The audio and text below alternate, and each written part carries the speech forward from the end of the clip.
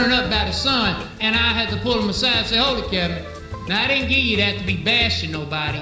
You follow what I'm saying? I said, this is education for you, and we educating people. And he's a natural educator. But anyway, it was just funny to me that his self-esteem had been raised to that level. And that's why facts, truth and facts are important. Now, at about 13, he called me at work and said, where's the description of Jesus? Listen to this. I looked at my watch. I said, where you at? He said, I'm in school. I said, why are you calling me about that? He said, well, my teacher here trying to tell me Jesus is white. And I'm telling her he ain't white, he's black. And in fact, he's dark as I was, or darker. And I said, oh, really? So I gave him the revelation. And he took his teacher to the scripture and gave it to him. And so when he got home that evening, I said, well, Kevin, which one of your teachers was trying to tell you that? He said, the black teacher. Now, this 13-year-old kid gave his teacher an education, and that's why truth and facts are important, because had he not known the description of Jesus, ain't no telling what he would have believed. But he taught her something at 13. I said, what she said after you took her to the revelation? He said she didn't say nothing, she was just quiet. Now, I'm on my way to Chicago from Atlanta, and I got one of my little nephews with me who is also a very dark child. And his mother, my Uncle Mac, you know, you kind of racist. I said, why? He said, you always talking about black this and black that. I said, Louise, let me tell you something.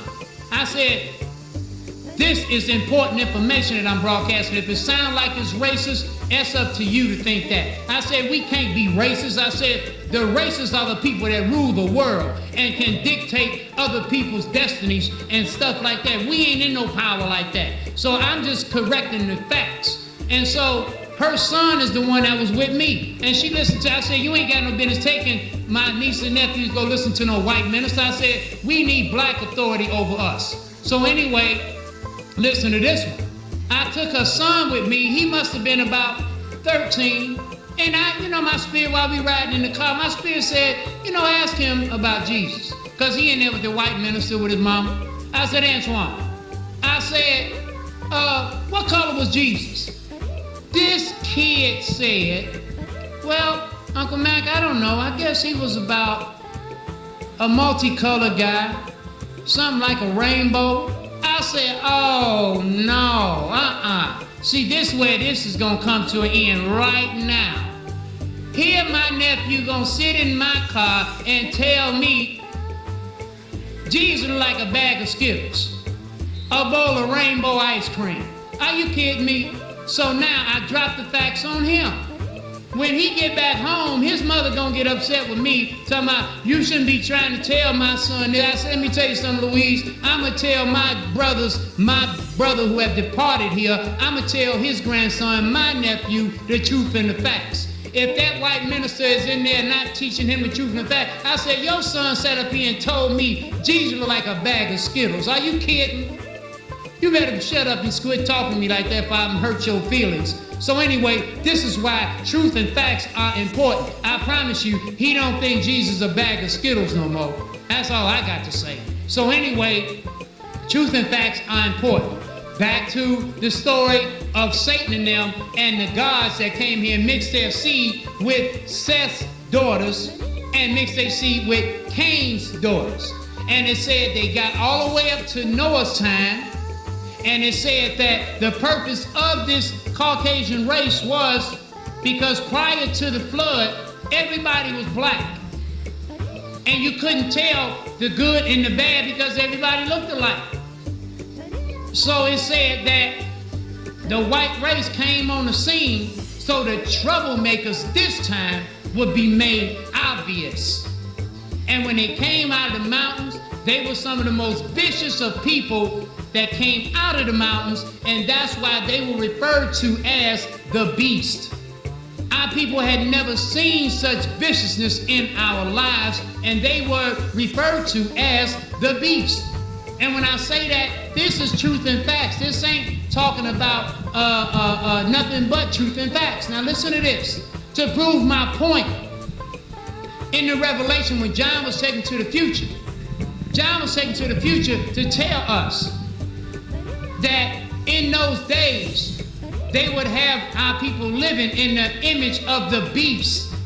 John didn't say living in the image of the Caucasian race. He didn't say in the image of the white race, because that was not the term for the white race back then. He could only write what they were describing them as. He saw them in the future, so he put in his writings in the image of the beast. And to prove my point, you got that movie Gladiator. Look at it, where the slave trader says, I'll give you X amount of money for the brother. And then he said, I'm gonna give you X amount of money for the beast. And he was looking at Russell Crowe and pointing to him. Or he was looking at him. And when he said that because these people know who they are. We the ones that don't know. That's why they always ban up our communications every time we buy one. Like they bought that BET from Bob Johnson. Bob Johnson didn't know why they bought BET. They bought BET so we can't communicate. They offered that brother $1 billion. That nigga didn't need no $1 billion, but he took it. And the first thing they did was took away everything that was pro-black. That girl Free with the dreads. That brother AJ with the dreads. On 106 in Park, they took them off first and replaced them with some light-skinned niggas. That's all they want on TV. Then they went and got Ed Gordon and fired him because Ed Gordon was too fly. He was the anchor for the news, but he wasn't no casual dresser, dressing like them. Ed Gordon was clean, nigga. That brother was fly all the time. They didn't like him, he got to go. Tavis Smiley got rid of him. And then they came back to Tavis. Tavis used to be real radical. They came back to Tavis and said, look now, nigga, we'll give you your PBS broadcast, but you gotta clean yourself up and do some things a little different. What did he do? He cut that goatee, cut his beard, now he got a clean face, talking all sweet and proper and shit. You know what I'm saying? Sitting up here talking about things that don't matter to the community no more. And that's the only way he got back on television. So you gotta live in their image and act like them, talk about the things that they think is okay to put to our people. Damn all that. We ain't following that program.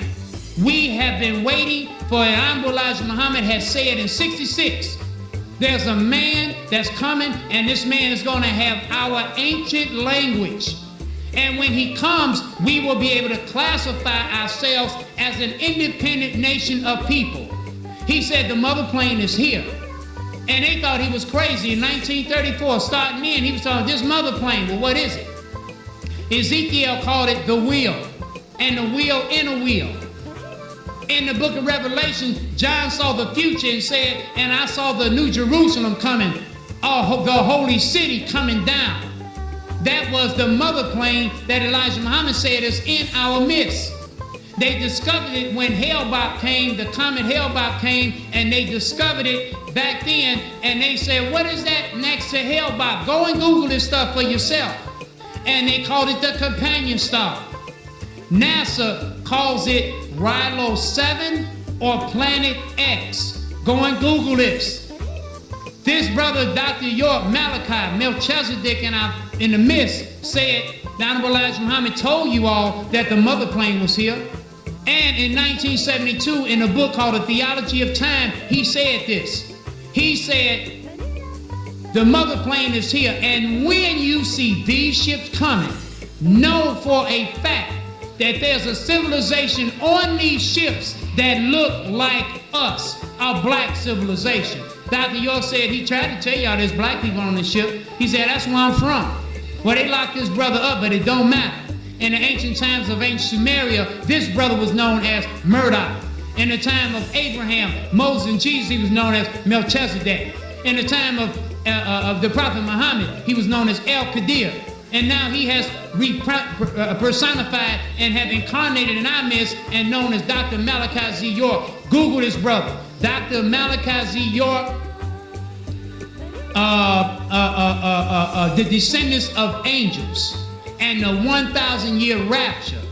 And it's all in the DNA. Part 1 through. Start listening to this brother. He is here to assist us and prepare us for the coming and the wedding of the Lamb, because the Lamb is truly coming.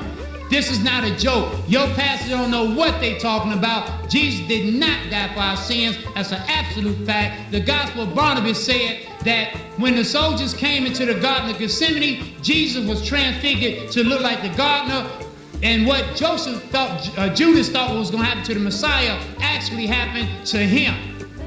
And so the scuffle broke out. They drug Judas out of there, put him on the cross. Nicodemus and Joseph of Arimathea, their duty was to get him off the cross because they knew what was happening. And when they got him off the cross, they hung him on a tree. So when he transfigured back, they looked and said, how did Judas get up on that cross? And so they looked at the tree and said, oh, he must feel bad, and hung himself. That nigga ain't felt bad. This was something to protect the Messiah. And so now Mary's at the tomb crying. Hear a man that she don't recognize say, what's wrong? She said, they've taken my master's body and I don't know where they've taken it. And then she turns to walk away, and now the very man says, Mary. She turns around and in astonishment says, Rabboni. That's when he transfigured back to look like himself. They leave, he's washing up in the river. The disciples pull up on him. Peter throws him a robe and they eat baked fish. So they knew then that he had survived this. And so the story was, the gospel of Barnabas was the only one that was told to write a book and put everything in it that happened to Judas. And when Paul came talking crazy, they're like, we ain't trusting him. Paul, you need to, Barnabas, you follow him to see if he's telling the truth or not. And that's why Paul and him got on the road and they wound up falling out, because Paul was saying things that wasn't true. But anyway, these things are very important for us to broadcast and tell the story. And what we're going to do is keep broadcasting, and we'll open up the line eventually for questions and answers, and you're going to be floored by this information. But Google Dr. Malachi Z. York. We are the Holy Seed, and we are the descendants of the ancient Nuwaubian nation who are coming here. And when you learn to speak this language, you'll be able to speak to our brothers and sisters who come in here on this mother plane and speak to the Messiah in their own language from their world. Thank you for joining us, and we'll see you next time.